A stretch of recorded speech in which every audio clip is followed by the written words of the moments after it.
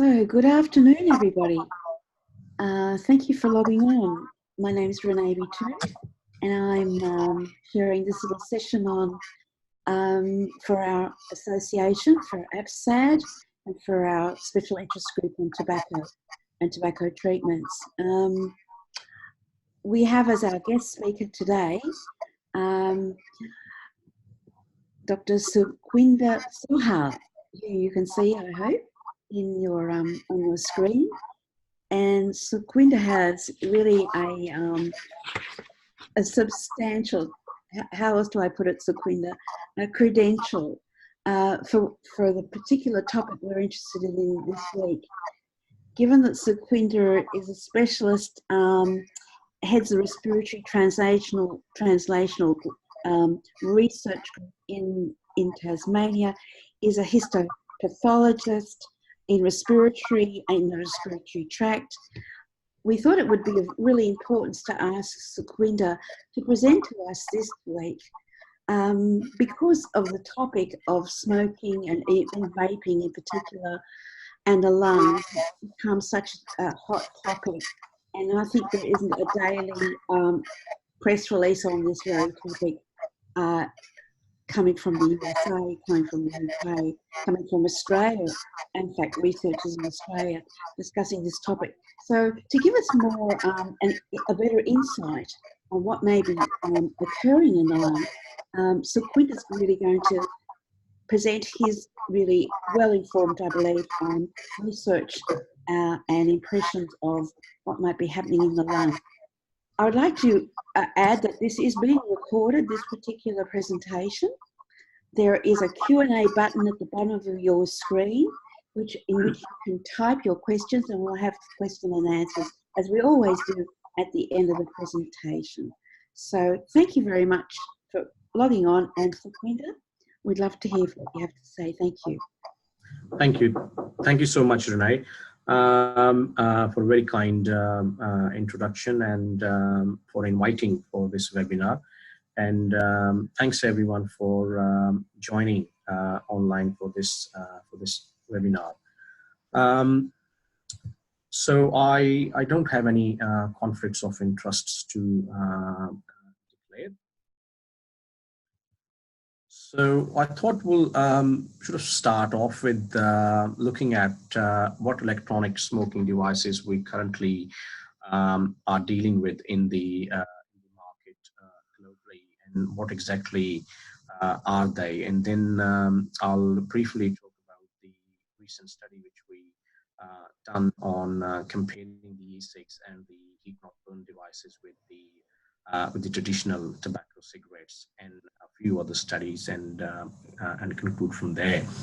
So what we see dominating globally is, we looking at electronic cigarettes, also known as e-cigs, and another recent introduction to the market is Juuls, or also commonly known as gelling, which is getting quite popular in United States, especially in the young generation. The other one is IQOS, or heat-not-burn product, or which means I quit ordinary smoking, which is a interesting title to have, which was introduced in the past, but has recently become more popular than it was in the past, with some issues with the vaping, and especially quite popular in New Zealand at the moment.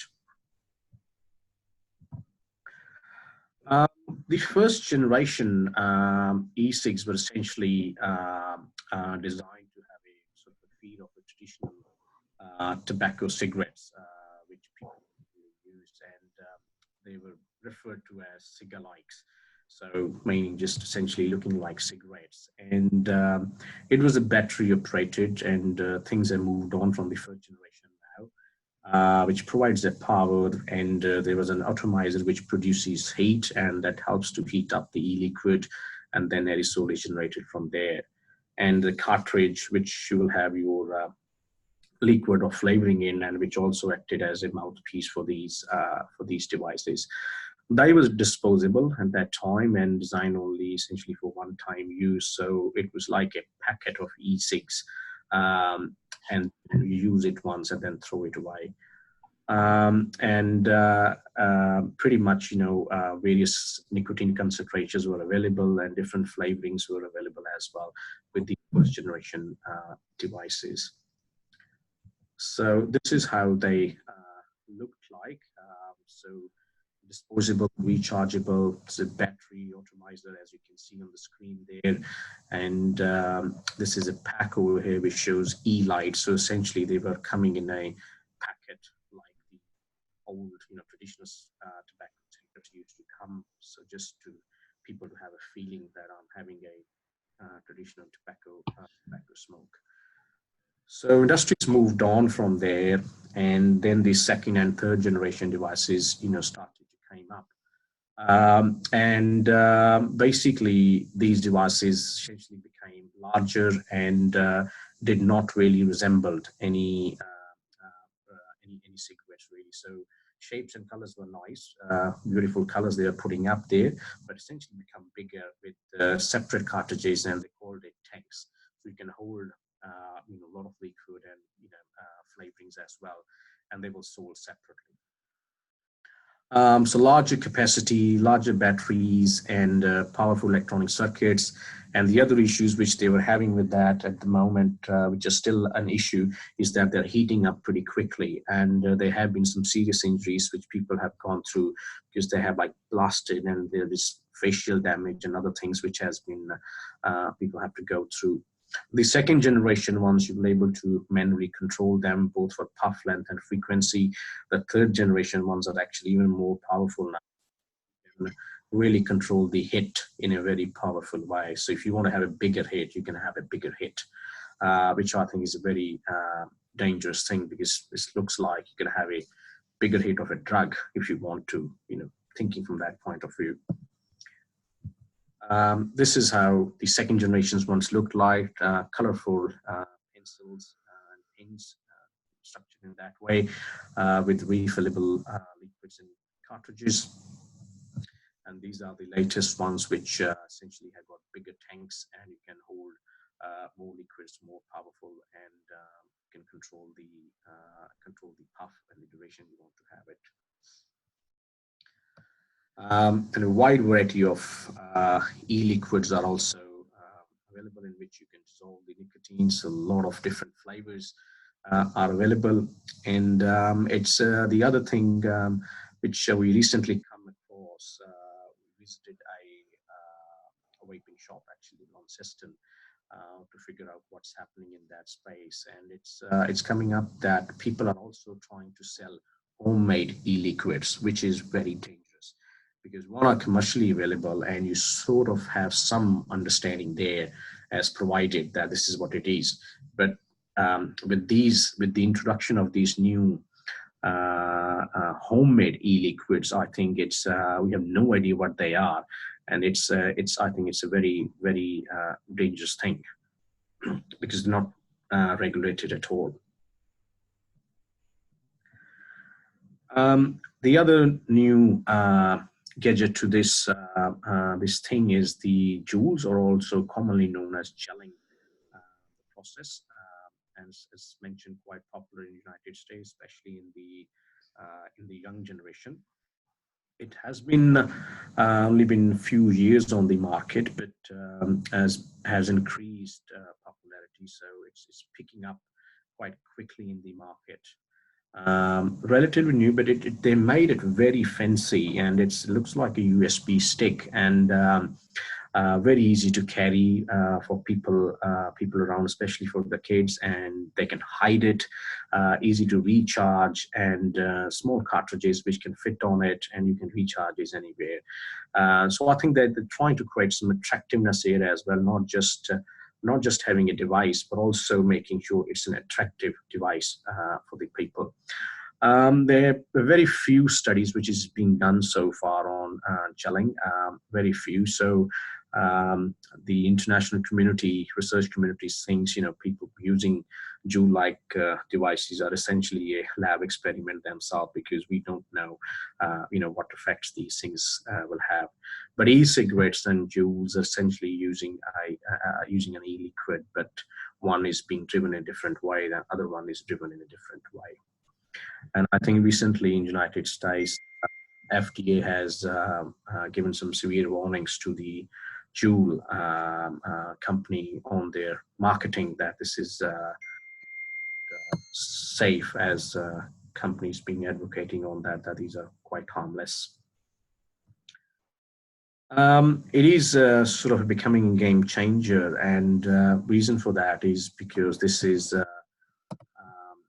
getting the young generation hooked to these ones quickly. And the idea there is not to help with smoking cessation, but it's more seems to be like having long-term users, so that the business can carry on. That's how I see it. And it's mimicked the physical and sensory experience of a cigarette, but without looking one like a cigarette. So more of a fancy device. And it's been launched 2 years ago and has become one of the hottest e-cigarettes on the market at the moment, picking up pretty quickly. They also call it iPhone of the e-cigarettes, the way it's been designed. Excuse me, Sukhwinder, while you have a Sure. pause for a second. It seems that your voice is going in and out. So if you could come a bit closer to the mic. Sure. I can also recommend other people. It seems to be happening everywhere.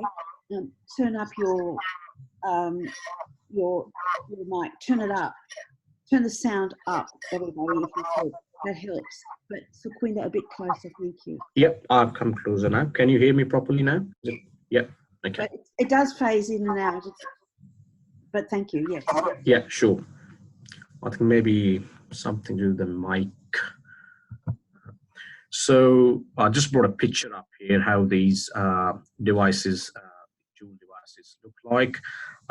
So that's a little USB stick-like thing which goes into the laptop. You put your this gelling device onto these two golden buttons over here. Then you hook into the laptop, and then it gets recharged. Also comes with a USB charger and a cartridge, which is essentially filled with e-liquid, and it's also used as a mouthpiece. And on the right here, that's how the packing looks like, and with different cartridges with different types of flavors involved into it. This is how you can just recharge on the laptop. That's the USB port there, and just put the gelling stick on it, and it recharges, charges it, and it essentially works on the same concept that e-cigarette. So you again got same parts, heating it up, and then you have it puff from it. So it's as we know, it has been quite toxic. These gelling and e-fluids, both in Juuls and e-cigarettes, to developing brain and body of the individuals. But it also does not matter, if the fluid is nicotine, herbal, or any flavored, because we are not, designed to inhale anything else. Lungs essentially are designed to inhale air, and anything you inhale other than that are going to have implications for lung health, because you're hitting the airway lining directly when you inhale it. The other thing to note is that all e-fluids, usually have glycerin or propylene glycol, and all these products heat up the liquids, and then it gets broken down into the further two chemicals like formaldehyde, which is a chemical used to preserve the dead tissues if fixative, and also an acetaldehyde, which is toxin in alcohol. And there is some studies done in the past, and more emerging evidence is coming up that they could cause cancer and liver damage as well. So there is evidence there, and nothing more work needs to be done, but certainly enough to warrant that these could have really damaging effects on health of the individuals. IQOS, or also known as heat not burn device, tobacco product, and stands for I quit ordinary smoking. As mentioned earlier, it was actually initially developed in late 1980s by tobacco companies, and it uses a tobacco, not e-juice. So what they're trying to do in that is that there's no e-liquid or e-juice there. It's a traditional tobacco which is used, and that's called heat sticks, which you insert into a pen-like device and then you inhale it. The aerosol which comes from it, you inhale it. There hasn't been any good market appeal until recently, when e-cigarette market has been slowing down due to reasons, questions raised on their safety. But it has picked up quite a lot recently, especially like in Japan and in New Zealand at the moment. So this is quite a big pickup on that. It provides a hit of a conventional cigarette, so which is lacking in electronic cigarette or a jewel. So people who want to have a flavor of a original tobacco, that's what it provides you. And it's expanding quite hugely now. They've been regulated, or industry is telling that these are actually with reduced risk products, but actually they are not. They're not harmless. It is branded by IQOS by Philip Morris, and it's tobacco sheets, which are actually like small plugs, and they are sold as heats or mini cigarettes, we call it. So what they do is that they take these mini cigarettes, insert into a device, but it's heated, not ignited. So you don't burn them, so you don't put them on a flame. So cooked at, say, at 350 centigrades. So essentially like cooking in an oven. So then, the aerosol is generated from that, and then that is inhaled. So which they regarding as that this is quite harmless and it's not as bad as the tobacco, traditional tobacco, but that doesn't seem to be the case, because if you're cooking it, some kind of combustion is happening. That's where the aerosol is coming from. As mentioned, it's quite popular in New Zealand, and Philip Morris is targeting low socioeconomic areas in New Zealand as well, especially the Maori people. And they're also subsidizing these products as well. And they're being sold as a smoking cessation thing, but it's probably not a smoking cessation. It's more people to have hooked onto it, and they're not allowed in Australia at the moment. So I think we are doing well in that space.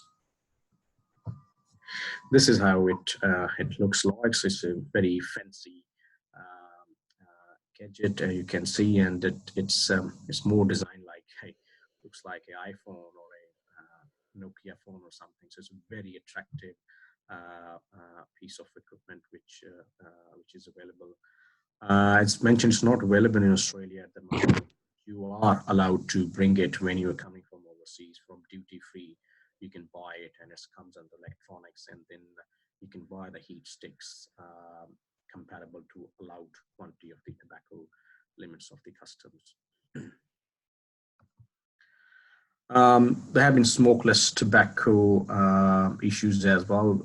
So people have been using some smokeless tobacco, which is comes in sweet and other fruity flavors, which pretty appealing for kids in different forms, and absorbed through mouth, which also contains nicotine and has been essentially quite addictive and could cause a number of diseases, nasty diseases, as this unfortunate baseball player who got mouth cancer and has to have his jaw removed. So it doesn't matter which form you're taking it. It's smokeless, or you're taking by chewing it, or a wiping, or a gelling, or IQOS. It does seems to have some kind of health implications there. So it doesn't matter how you take it. It's going to damage you.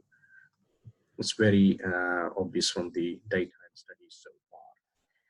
And they're hard to actually spot when you look at these tobacco products. And when you look at them, it just doesn't says that it's a tobacco product. All you see is actually looks like a candies, and they're intentionally done like that, because that's how it will appeal to the kids, like these new gadgets, which is young ones like to have those kind of gadgets. Oh, look, I got that. Look, I got that.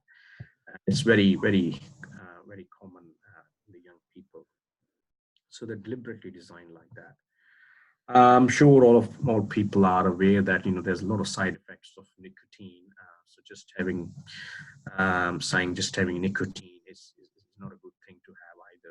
there's a lot of areas which are listed over here, but essentially the message is that it's quite damaging for different parts of the body and different organs as well.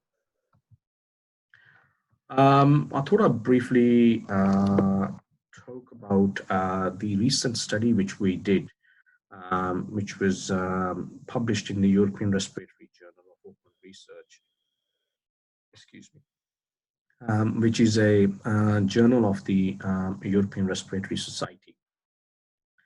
In this study, we compared the traditional tobacco cigarettes, the electronic cigarettes, and also the IQOS, the heat not burn product. And this was the first landmark study which actually compared all these three in a one go, but also first study actually to report independent in IQOS.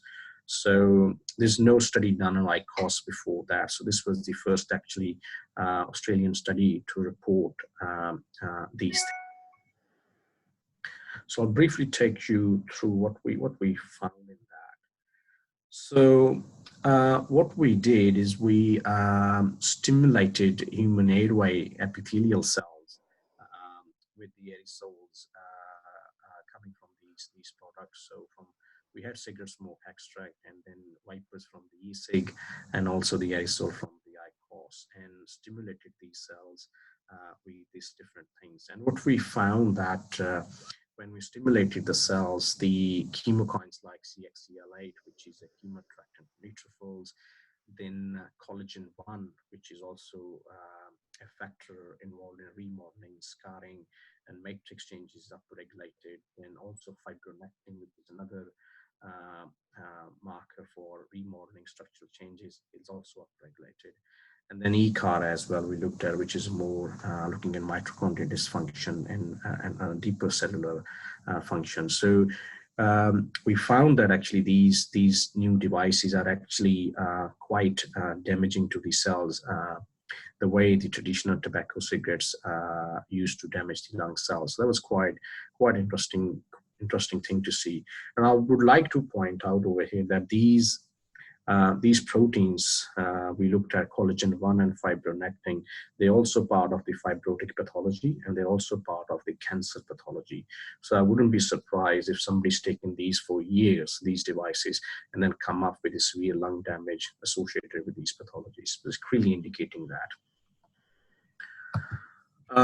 Similar things we tested on the human airway smooth muscle cells as well. So we had primary human airway smooth muscle cells, and again stimulated the cells with these devices and cigarette smoke extract, and we found that there's a similar increase of the same proteins, same markers from the airway smooth muscle cells as well. So we looked at the airway epithelial cells, these cells which are lines the airways, and then the smooth muscle cells. So two types of cells we looked at in this particular study.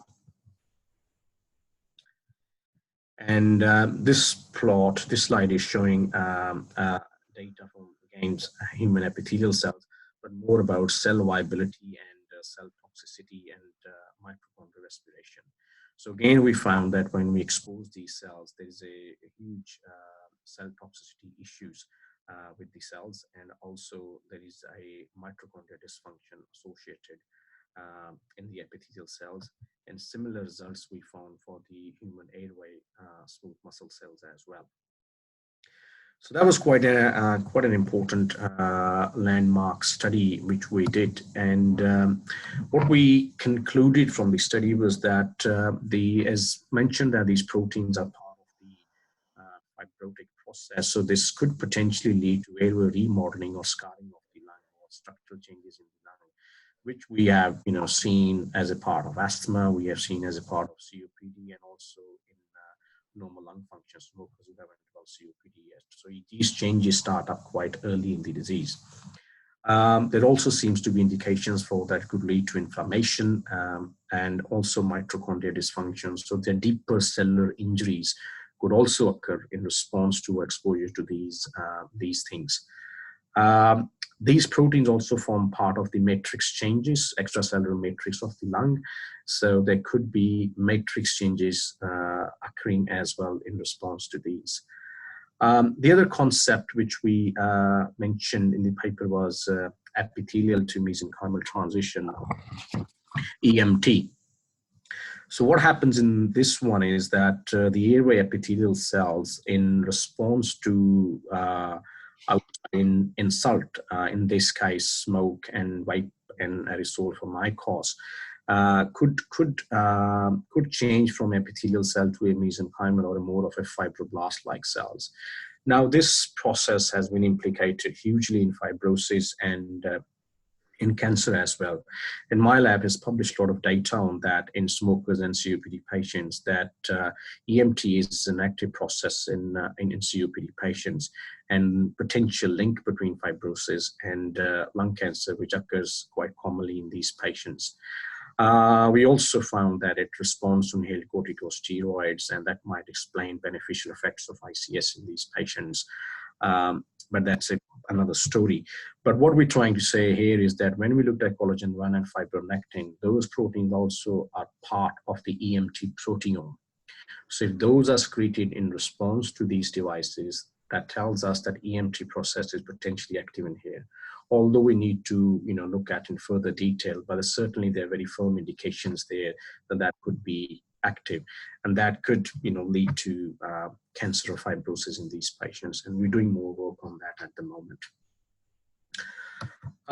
This study was quite liked by the European Respiratory Society. It was endorsed by the society, and it was highlighted in the ERS newsletter as well, and supported by Professor Charlotte Pissinger, and she's the chair of the European Respiratory Society Tobacco Control Committee.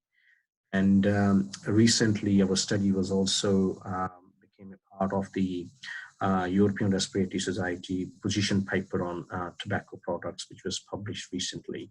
So that had a big impact internationally on the guidelines for tobacco control. It also created a big media tsunami as well. So we were, it was covered globally quite a lot, as being the first study looking at these things. Another study which I thought I'll bring it up is the effects of vaping on pneumococcus adherence to airway epithelial cells. This study was done by Professor Jonathan Grigg in Blizzard Institute in London, in the United Kingdom, and published in European Respiratory Journal. So what Jonathan had a look at is that if vaping increases the pneumococcal adherence to airway cells or to the lung, or in other words, if vaping increases the risk of pneumonia in these patients, in these users of these devices. That was a very important, another very important study. So what they looked at over here was they looked at a receptor called PAFR, which stands for platelet activating factor receptor. And PAFR is actually used by pneumococcus to get access to the airway epithelial cells. So the pneumococcus actually attaches to this receptor and then get access to the lung. And what they found was that when people vape, this receptor goes up in the airway epithelium. So you're looking at the epithelial cells, and this receptor is upregulated in response to vaping. And our lab has also looked at this receptor, and we looked at in smokers and COPD patients, because there's a high risk of pneumonia in those people as well, especially those on ICS. And we did found that actually that receptor goes up in smoking and COPD patients as well, and also in response to ICS, which might explain increased risk of pneumonia in those patients. But this study again showed that similar to what we see in response to traditional tobacco smoke, PAFR expression also goes up in response to vaping, which could be potentially used by the bug to get access to the airways with increased risk of pneumonia. So they also looked at CFU on the left, number A, which is a colony forming units. So they looked at different concentrations of e-liquid with and without nicotine. So it was again interesting to see that even if you use e-liquid without a nicotine, that also has the potential to increase the colony forming of these bugs, but also increased expression of PAFR in the airways, which again means more infections. So going back to my previous point I was mentioning earlier on, that anything you inhale, it has implications for lung damage. So we cannot take these things as harmless as has been publicized. This is, and people might have come across this article, which was recently published in the New England Journal of Medicine. And this was about pulmonary illness, which was associated to e-cigarette use in the United States. I think so far there have been 8 deaths on this. The pathophysiological mechanism has not been properly illustrated, so we don't know what exactly is driving these changes. There are few theories have come out. Our study explains some of these mechanisms which were discussed, the symptoms which were mentioned in this paper. So clinical presentations and a lot of other presentations which were mentioned in the paper are just taken some main ones. So there was some cough, shortness of breath, and chest pain. Then GI symptoms were also associated, like nausea, vomiting, diarrhea, and people also had some abdominal pain. And as a constitutional symptom, it was mostly fever, which was the main one. And interestingly, highly neutrophilic. And when we look at smokers' pathology or COPD patients, it's usually been a neutrophilic disease to start off with. So there's some similarity there in response to that kind of insult. They couldn't find any infections there, so that was not the story. And there's some investigations are continuing, and they're not able to properly put a finger on what exactly is happening. So some of these symptoms I think are explained by our study, which was published in the RGO and I just recently discussed. And I was mentioning that we saw CXCL8, which is going up in response to these devices, and which potentially explains that why you might be seeing quite a neutrophilic response in these patients. And the patients that looked at was around about 65% was more of a neutrophilic response. And also the chest pain or coughing and shortness of breath could also be explained by the effects of these things on airway smooth muscle cells and also on the airway epithelial cells. But I guess it warrants further mechanistic studies to properly elucidate these mechanisms. The other interesting fact, observation to this work was the presence of lipid-laden macrophages in response to vaping in lung of these people. And it was also mentioned in the American Thoracic Society e-newsletter recently. And it was a little astonishing to see they couldn't put a finger quite on it, that why would you see lipid-laden macrophages in the lung? And what it seems to be coming up, which is still a thought process, that maybe something oily or something lipid-based is in the liquids, e-liquids, which is actually inviting these lipid-laden macrophages to the lung, which usually are part of more of the atherosclerotic disease, as known as foam cells, when we look at that pathology. So that's sort of some emerging evidence coming up in that. But again, what actually is driving it is not very clear. So to conclude, I think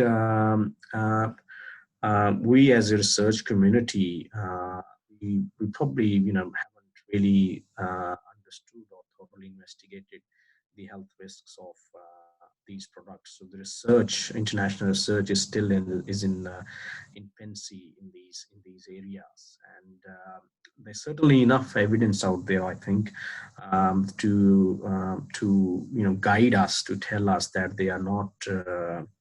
They're not harmless, as been publicized. They're quite dangerous, and we should be quite cautious when we're promoting these as a smoking cessation tools. So I think some good thinking needs to go there. And the way I see the tobacco industry is, if we see there has been some decrease in overall tobacco use globally. And that's why the companies has been coming up with different strategies that how we can continue essentially with the business. So they're coming up with different strategies, different devices, which we see these days on the market. So I think it's not a smoking cessation policy. It's not a policy to help people as they claim it, but I think more to have long-term users, because it's a drug, and once you hooked onto nicotine, especially the young generation, then you have a consumer for a long time, and that then it's purely a business plan rather than a health plan. And the other thing is that is when you inhale, as mentioned earlier, it has direct implications for lung health. So our lungs are not designed to inhale these things. We're designed to inhale air, and as clean as possible. So I think we shouldn't be recommending or inhaling anything else. And that's, if we do that, that's going to have damage on the lungs. And I think that's a concept as well, which people need to understand, which sort of I've seen is missing in the conversation on these products. That's how can they be harmless, because you're inhaling it, and when you inhale it, you hit the airway lining, you're irritating the cells, and it's going to respond. So I think that needs to be looked after. And it took us, decades to understand the ill effects of the old traditional tobacco cigarettes, and which has created a huge burden on the health system, nationally, internationally, all over the globe, in all the countries, really. And there's been, lung cancer, COPD, fibrosis, and all sort of other number of diseases associated with tobacco use. And I don't think so. We need to, start all over again. I think there is enough evidence out there to understand and to guide us that these are actually not harmless, and these are actually quite harmful for the lung. And we shouldn't do that. Repeat that mistake again. And otherwise, in 40 or 50 years, we might say, oh, they were bad, but that time would be damage would be done, would be a huge burden on the health system. And we're already dealing a huge damage from tobacco, traditional tobacco cigarettes. So we don't want to do that again. So let's not get burned all over again. So with this, I'd like to conclude, and like to thank all the people who've been involved in the studies. This is not just me who's doing all the work. I work with lovely people, and thankful to all.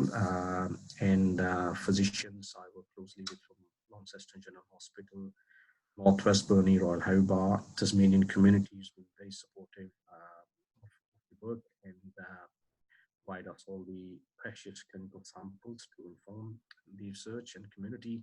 And Clifford Craig Foundation supports our work. Very thankful to them. And this is our respiratory research group page on the University of Tasmania website. If you would like to know more what we do in respiratory space, you're most welcome to visit the page. And thank you so much. Thank you very much. And thanks everyone for listening. I'm hoping there might be some questions. I don't see any at the moment. But from myself, you use the terminology harmless. As you probably know, those people who advocate vaping and e-cigarettes, they don't necessarily say it's harmless. They use the terminology harm reduction. It's not harmless. They concede that, I think. They tend to say harm reduction, it's less harmful than. Would you say in your studies of histopathology, those lovely studies that you showed of cell pathology and changes in the cells, that they may be less harmful, not harmless, but less harmful than traditional smoking? No, the way, strictly speaking, from a lab-based study, what we published and looked at, the data does not seem to be showing us that is a harm reduction, because cell damage is occurring and there's a mitochondrial dysfunction occurring, which clearly shows us there's a deeper cell injury occurring as well. And when you see those kind of changes happening, that's then you're going towards into DNA damage, fibrosis, and then potentially into cancer as well. And the other thing is, it's like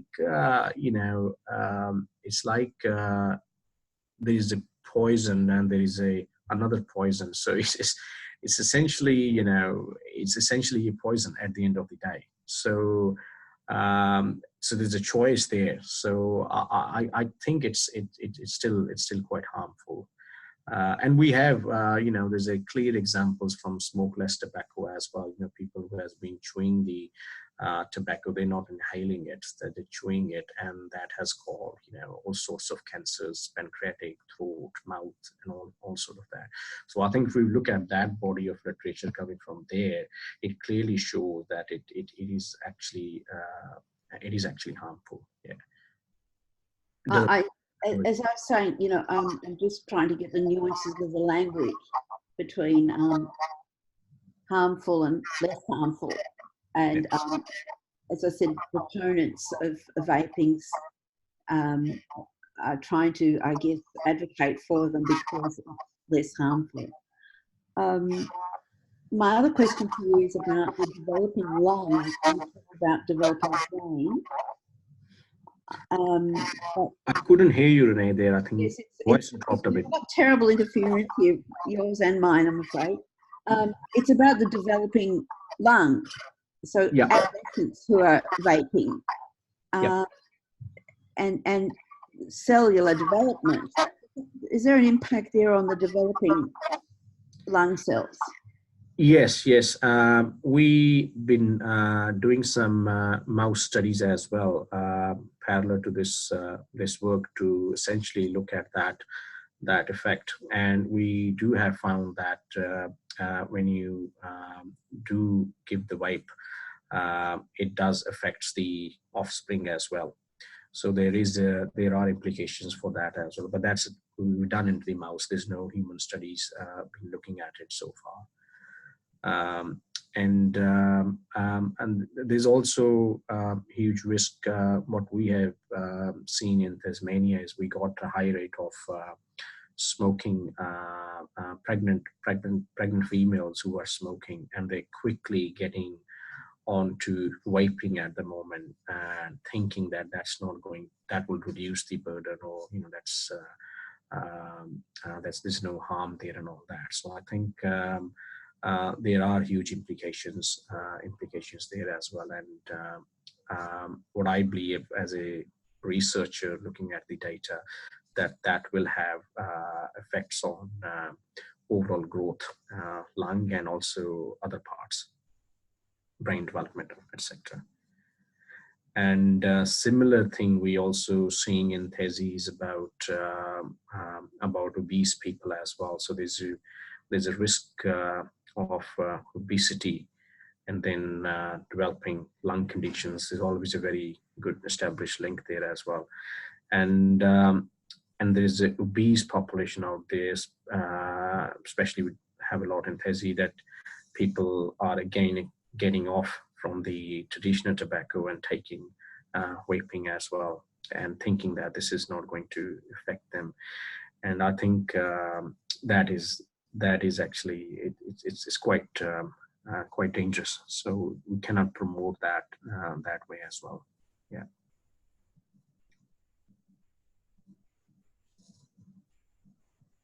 Hello. Hello.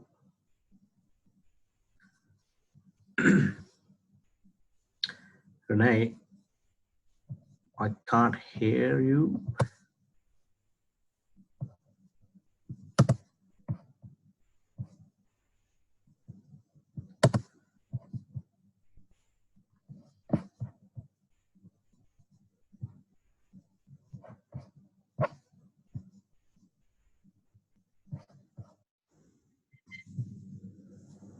Hello. Hi, sorry, Sukhwinder, it's Liz. So I think we've just lost Renee. She must have. Yes, something's happened. I couldn't. I Yes, was speaking and Renee was not moving. I said, something has happened here. yes, sorry about that. No, There no, is that's but I'm not sure whether we're still online, but we have got some internet connection problems. I think it might be out of Sydney. I So think your photo is again, yes. image is frozen again. So So I do apologise, and if no, there no, are no, any no problem, no you, problem. we'll have them forwarded to you. Sure, I'm more than happy to answer them. So I'd like to just sort of say goodbye and thank you very much, Sukhwinder. We have heard you and we have seen all the slides and hopefully recorded all of this. Yep. On the 3rd of December, we will have Professor Billy Benefsky, and she's keen to present what we do and don't know about vaping and vaping-related illness. So again, another topic very, very current about the medical consequences of vaping, and she will talk about that on the 3rd of December. So I will leave you all with that, and thank you again, Sukhwinder, and we hope to hear more from you, as you progress through these wonderful presentations and wonderful research that you're doing. Thank you so much, Renee, for inviting, and thank you very much. to all of the people listening and logged on currently. So thank you so much. Thank